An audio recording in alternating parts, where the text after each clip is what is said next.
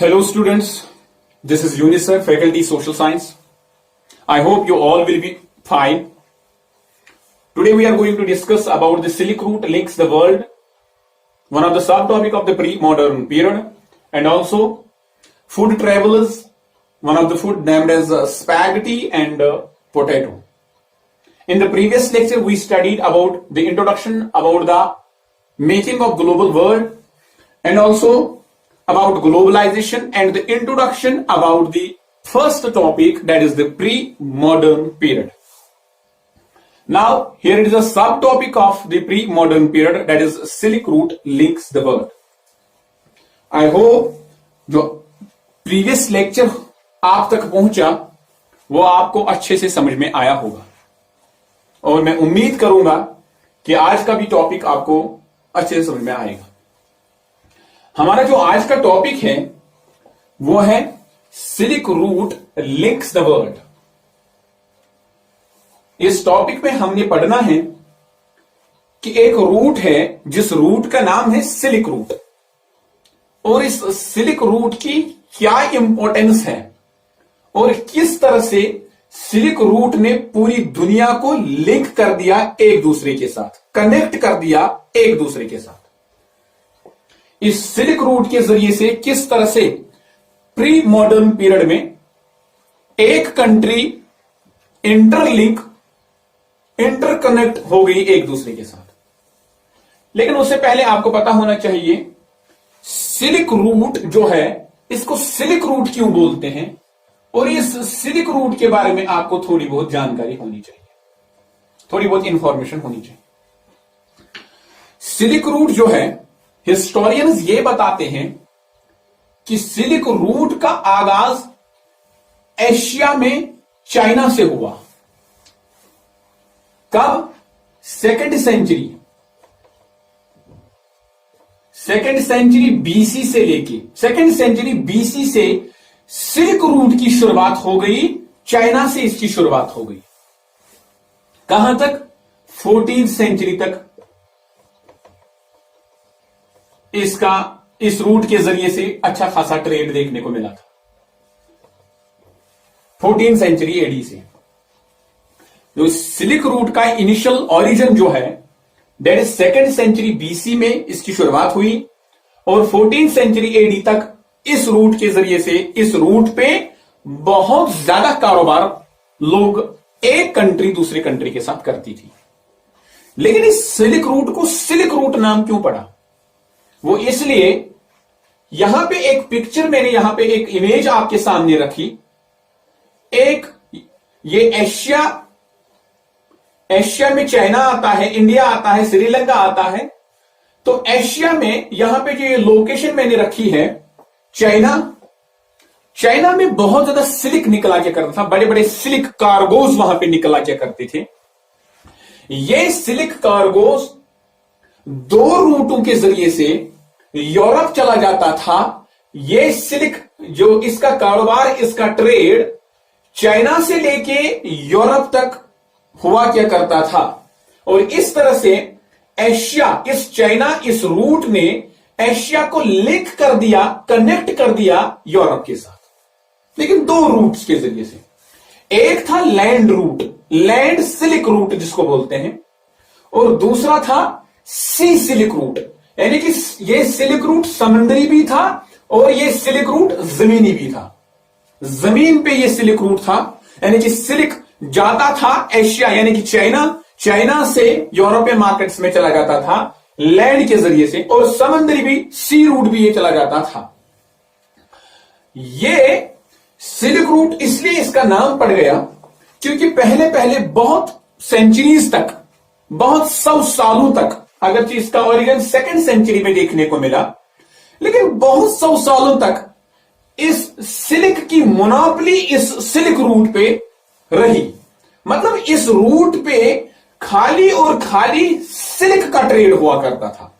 Asia, China के जो traders थे, ये ट्रेडर्स खाली इस रूट पे खाली सिल्क ट्रांसफॉर्मेशन किया करते थे, सिल्क ट्रांसफर करते थे फ्रॉम एशिया टू यूरोप।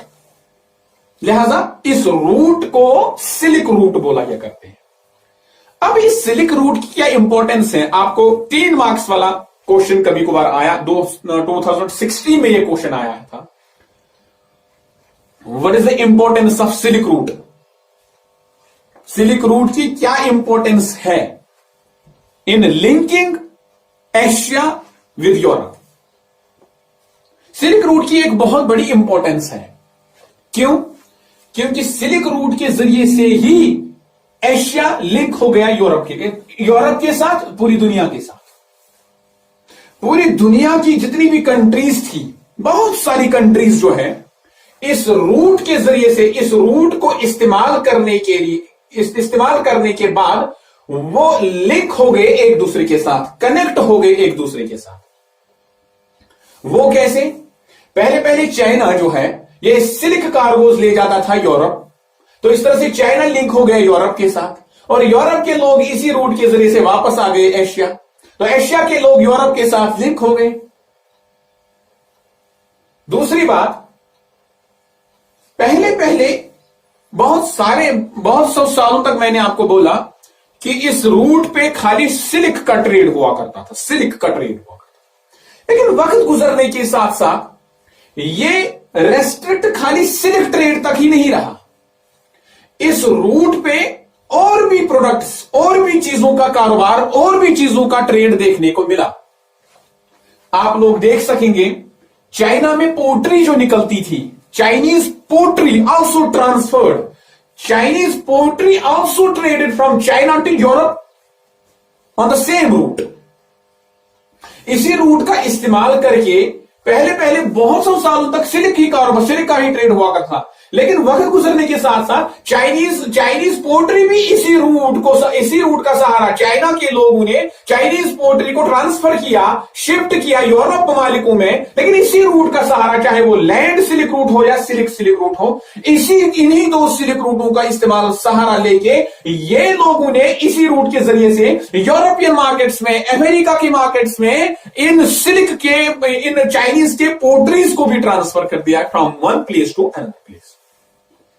लेकिन इतना याद रखना है आपको, ये चाइना से ही ये सिल्क रूट नहीं गुजरा किया करता था।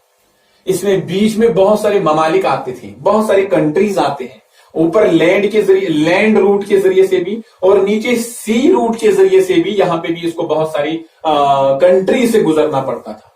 जिन कंट्रीज से इसको गुजरना पड़ता था, वो कंट्रीज इस रूट के जरिए से तो लिंक होती ही होती थी। वो कंट्रीज में जो प्रोडक्शन वहां पे निकला किया करती थी, जो प्रोडक्ट्स वहां पे निकला किया करते थे, उन लोगों ने इसी सी रूट को भी फिर बाद में इस्तेमाल किया, और उन लोगों ने अपने अपने प्रोडक्ट्स को इसी सी रूट के जरिए से एशिया और यूरोपियन मार्केट्स में ले गए।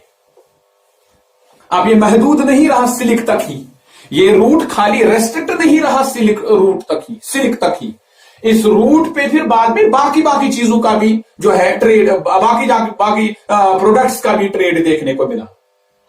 इंडिया की बात करेंगे, क्योंकि इंडिया भी लिंक करता था इस रूट पे, तो इंडिया में आपको पता है कि इंडिया में बहुत सारा ये जो है कॉटन टेक्सटाइल्स निकलते थे, इंडिया में बहुत सारी स्पाइसेस निकलती थी। और पहले प्री मॉडर्न पीरियड में जब ये रूट देखा गया, जब इसके सीक्रेट्स खुल गए, जब लोगों को पता चला कि नहीं, हम भी इस रूट का इस्तेमाल करके इसका एडवांटेज उठा के हम लोग भी अपना माल ले जाएंगे यूरोपियन मार्केट्स में, बाहरी दुनिया में, तो इन लोगों ने भी अपने स्पाइसेस का कारोबार करना शुरू कर दिया। इन लोगों ने यहां पे टेक्सटाइल्स का शुरुआत किया। साउथ ईस्ट कंट्रीज जो थी, साउथ ईस्ट कंट्रीज जो लिंक करती थी इस सिल्क रूट पे, उन लोगों ने भी यहां पे इस रूट का इस्तेमाल करके उन लोगों को अपने अपने कंट्रीज में जो प्रोडक्शन निकला किया करती थी, वो प्रोडक्शन का ट्रेड करके उन लोगों ने यूरोपियन मार्केट्स में, अमेरिका में वो माल ले गए, और वहां से इन रिटर्न हिस्टोरियंस ये बताते थे कि इनकी माल की, इनकी प्रोडक्शन की इतनी ज्यादा डिमांड थी कि यहां से ये प्रोडक्ट्स ले जाते थे यूरोपियन मार्केट्स में, और वहां से इसके रिटर्न में गोल्ड और सिल्वर लाया करते थे। तो इतनी ज्यादा डिमांड हुआ करती थी, इस माल को इतनी ज्यादा डिमांड हुआ करती थी कि ये माल जब बाहरी दुनिया में यूरोपीय मार्केट्स में चला गया और वहां से इन रिटर्न के गोल्ड और सिल्वर लाया करते थे, तो इससे क्या हो गई, इकोनॉमी बढ़ गई, इकोनॉमी का डेवलपमेंट हो गया, बहुत ज्यादा डेवलपमेंट देखने को मिली। और इस डेवलपमेंट का सबसे बड़ा जो है क्रेडिट जो है वो इस सिल्क रूट को जाता है, क्योंकि लोगों ने, एशिया के लोगों ने इसी सिल्क रूट का इस्तेमाल करके, इसी सिल्क रूट का एडवांटेज उठा के पूरी दुनिया के साथ एशिया को लिंक कर दिया। और जब दुनिया के साथ लिंक हुआ तो इन लोगों को भी इस रूट का एडवांटेज उठा के इन लोगों के प्रोडक्ट्स का बहुत ज्यादा इन लोगों की डिमांड उठी और इन लोगों की इकोनॉमिक डेवलपमेंट अपनी कंट्री की बहुत ज्यादा बढ़ गई। क्या इतना ही था? इसके बाद जब वक्त गुजरा, इसके बाद टाइम बीतता गया, गुजरता गया, यूरोपियन मार्केट, यूरोप में जो लोग यहां पे रहा करते थे और जो एशिया में लोग यहां पे रहा करते थे, ज्यादातर ये सिल्क रूट लिंक करता है एशिया टू यूरोप। अब जब लोग यहां पे रहते थे और जो यहां पे रहा करते थे, यहां पे भी अपने अपने रिलीजियस प्रीचर्स हुआ करते थे। जब उन लोगों ने भी इस रूट को देखा, इस रूट को पाया कि कहां से ये माल आता है, कहां से, किस रूट के जरिए से ये माल चला जाता है, लिहाजा उन लोगों ने इस रूट को इस्तेमाल करके एक जगह को छोड़ के इसी रूट के जरिए से दूसरे एशिया में आ गए और यहां एशिया में अपने मजहब का प्रचार करना शुरू कर दिया। अभी सिल्क ट्रेड हुआ करता था, अब प्रोडक्ट्स ट्रेड हो गए, कॉटन टेक्सटाइल्स ट्रेड हो गए, स्पाइसेस ट्रेड हो गया, साउथ ईस्ट एशिया में जो निकला क्या करता था वो ट्रेड हो गया। लेकिन अब रिलीजन ट्रांसफॉर्मेशन में भी देखने को मिला इसी रूट के जरिए से, रिलीजन ट्रांसफॉर्मेशन में भी देखने को मिला। यानी कि यूरोप में जितने भी मजाहिब के लोग रहा करते थे, वो मजाहिब के लोगों ने अब ये सोचा कि हम एशिया चले जाएंगे और यहां पे हम लोग मजाहिब के प्रचार करेंगे। सबसे पहले बुद्धिज्म आप लोगों को ये पता होगा, श्रीलंका बुद्धिस्ट डोमिनेंट कंट्री है। सिल्क सी रूट का इस्तेमाल करके श्रीलंका जो है यहां पे बुद्धिज्म का प्रचार कर दिया गया। यूरोप से जो लोग आए इसी रूट का इस्तेमाल करके यहां पे श्रीलंका पहुंचे और श्रीलंका में अपने दीन की, अपने मजहब की दावत दी। और दैट इज वाई हम यहां पे देख रहे हैं कि श्रीलंका में आज बुद्धिस्ट डोमिनेशन कंट्री जो श्रीलंका है, क्योंकि प्री मॉडर्न पीरियड में सिल्क रूट के जरिए से यहां पे बुद्धिज्म मजहब आया और बुद्धिज्म यहां पे मजहब के आने के बाद, इंट्रोड्यूस होने के बाद यहां के लोगों ने यह मजहब को फॉलो करना शुरू कर दिया। That is why we see that Sri Lanka is a Buddhist dominant country. साथ साथ ये सी रूट के जरिए एग्जाम्पल मैंने आपके सामने रखी। अब चाइना देखो, चाइना भी बुद्धिस्ट डोमिनेंट कंट्री है, यहां पे भी बुद्धिज्म का बहुत ज्यादा जो है इन्फ्लुएंस है।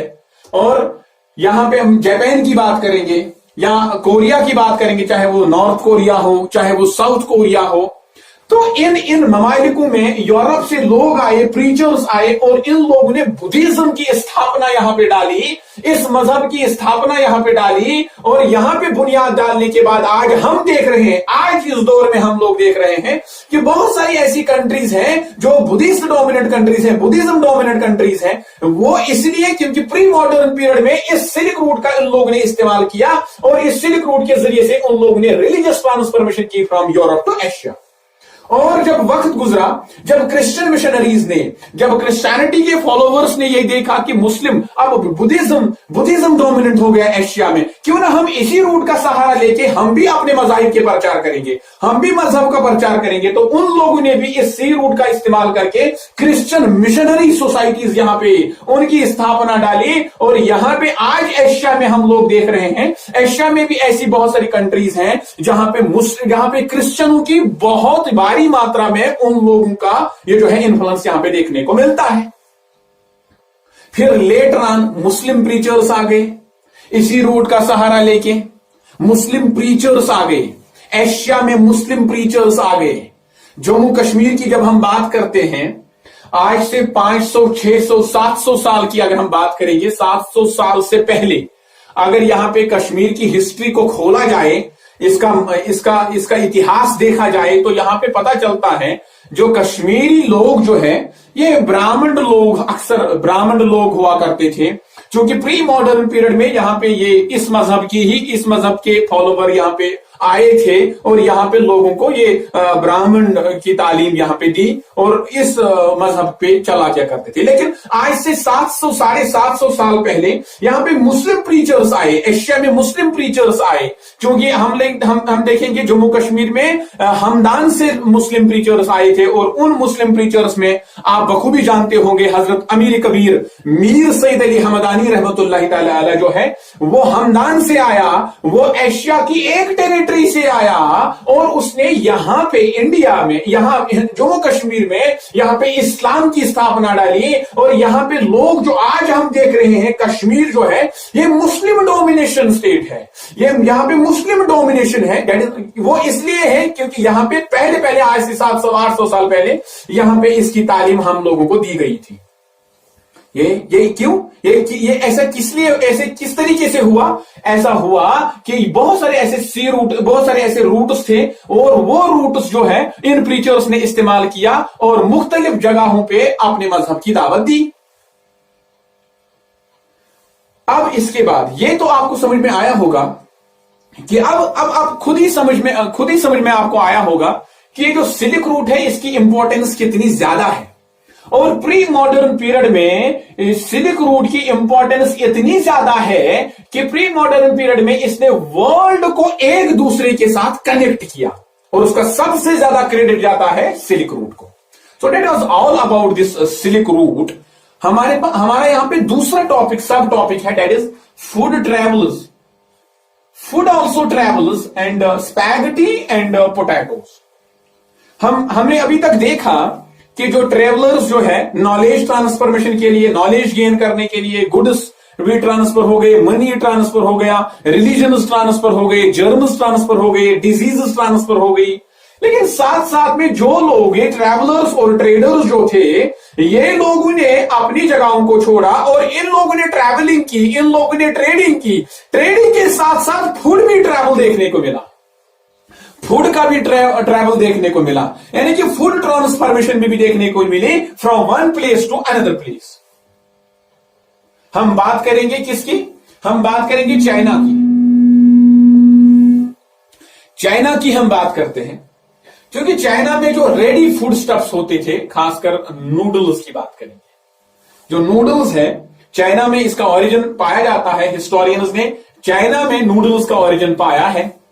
तो हमने यहां पे देखा कि आज हम देख रहे हैं ये जो नूडल्स है आज वेस्ट यूरोप में भी इसका इस्तेमाल होता है, वेस्ट में भी इसका इस्तेमाल होता है।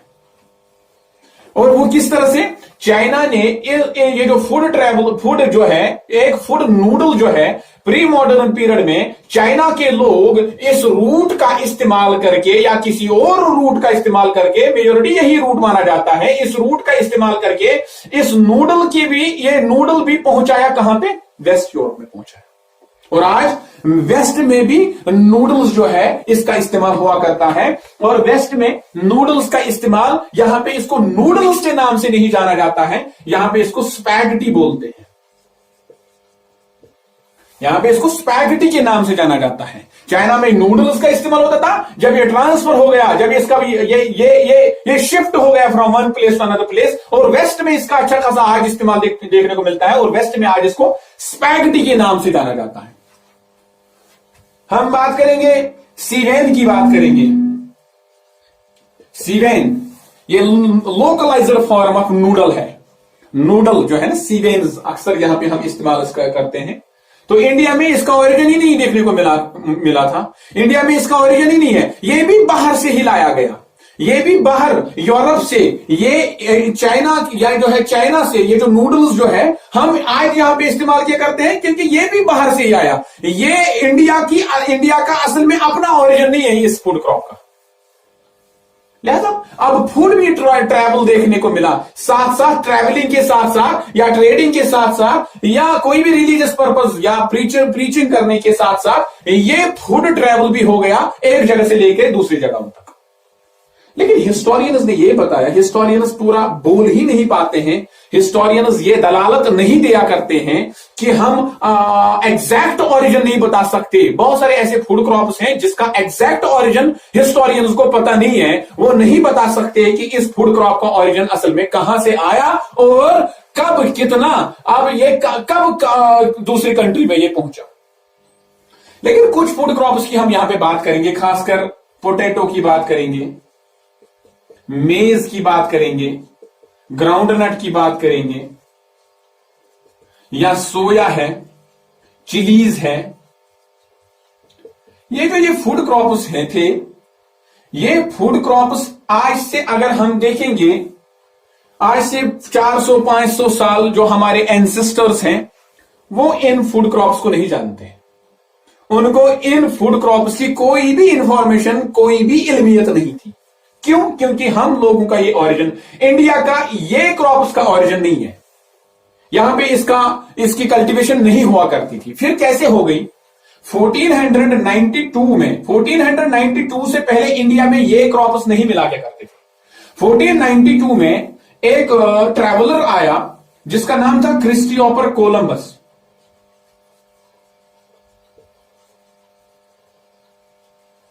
1492 में उसने एक्सीडेंटली डिस्कवर किया अमेरिका को। अमेरिका की मैं यहां पे बात कर रहा हूं, इसका मतलब है नॉर्थ अमेरिका, इसका मतलब है साउथ अमेरिका और कैरेबियन,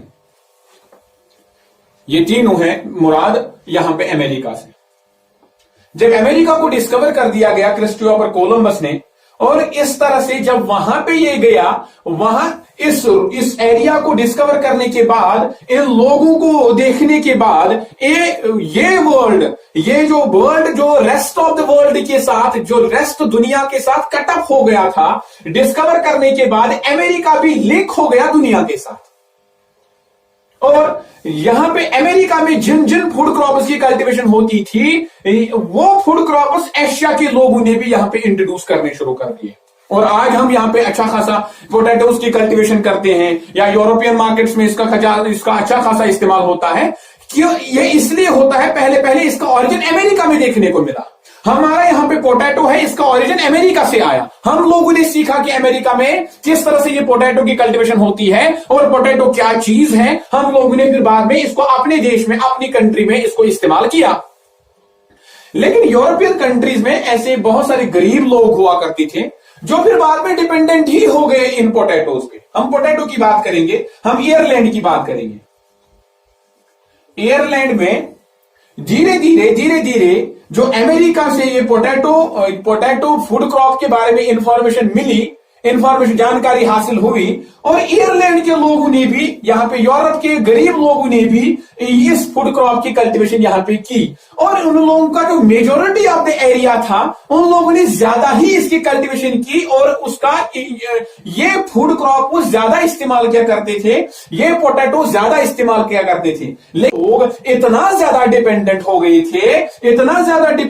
गए थे कि 1840s में, 1845 में एक फेमाइन आयरलैंड में आता है, जिस फेमाइन का नाम होता है इरिश फेमाइन। और इस इरिश फेमाइन के जरिए से ये इतना ज्यादा डिपेंडेंट हो गए थे कि 4 साल में देखते देखते 10 लाख आयरलैंड के लोगों को मौत का सामना करना पड़ा। फूड क्रॉप्स अब ट्रेवल हो गए from one place to another place. अब हमने नॉलेज हासिल की कि ये फूड क्रॉप, इसको क्या बोलते हैं, किस तरह से इसको कल्टीवेट करते हैं। आज इंडिया में बहुत सारे फूड क्रॉप्स को कल्टीवेट किया जाता है। इसका ओरिजिन इंडिया का ओरिजिन नहीं है, ये पुराने जमाने में इसका हम यहाँ पे इस्तेमाल नहीं करते थे, कल्टीवेट नहीं करते थे। हम लोग ने कल्टीवेट किया जब हम लिंक हो गए यूरोप के साथ, जब हम लिंक हो गए अमेरिका के साथ, जब हम कनेक्ट हो गए अमेरिका के साथ। अमेरिका में जो फूड क्रॉप कल्टीवेट हुआ करते थे, वो हमने यहां पे कल्टीवेट करने शुरू कर दिया। वो एशिया के लोग लिंक हो गए यूरोप में फूड क्रॉप जो कल्टीवेट हुआ करते वो एशिया के लोगों ने इस्तेमाल किया। एशिया में फूड क्रॉप जो कल्टीवेट हुआ करते थे वो यूरोप के लोगों ने अच्छा खासा उनका इस्तेमाल आज भी किया करते हैं। तो ये फूड क्रॉपों का ओरिजिन हमें सब अमेरिका से मिलता है। और धीरे धीरे इतना डिपेंडेंट हो गए कि अब हम इन फूड क्रॉप्स के बिना पे रह नहीं सकते थे। और here is an example that Irish famine. Irish famine कब आता है? 1845 से 1849, 4 साल में। फिर बाद में 10 लाख लोगों की मौत होती है। तो ये एक ब्रॉड डिस्क्रिप्शन था about the Silk Route that links the world in the pre-modern period, and also in pre-modern period food also traveled, and spaghetti and the potatoes are the 2 examples for food travel. तो मुझे उम्मीद है आपको ये topic अच्छे से समझ में आया होगा। अगर डायरेक्टली आपको ये जो है ये टॉपिक्स निकालने हैं तो आप इनसाइड सोशल साइंस को सब्सक्राइब कर सकते हैं, और सब्सक्राइब करने के बाद आपको जो है जो ही अपलोड वीडियो हो जाएगा उसके बाद आपको ये जो है वीडियो आप अच्छा खासा अच्छे से आप देख सकते हैं। तो आगे इस चैप्टर में हमने और एक सब टॉपिक पढ़ना है। इस टॉपिक में हमने और एक सब टॉपिक पढ़ना है, that is conquest, disease and trade. उसको हम आने वाले लेक्चर में हम उसको क्लियर करेंगे, और उसके साथ साथ हमारा फिर मेकिंग ऑफ ग्लोबल वर्ल्ड में हमारा पहला टॉपिक कंप्लीट हो जाएगा। तो I hope you understood this topic very well. खुदा हाफिज़।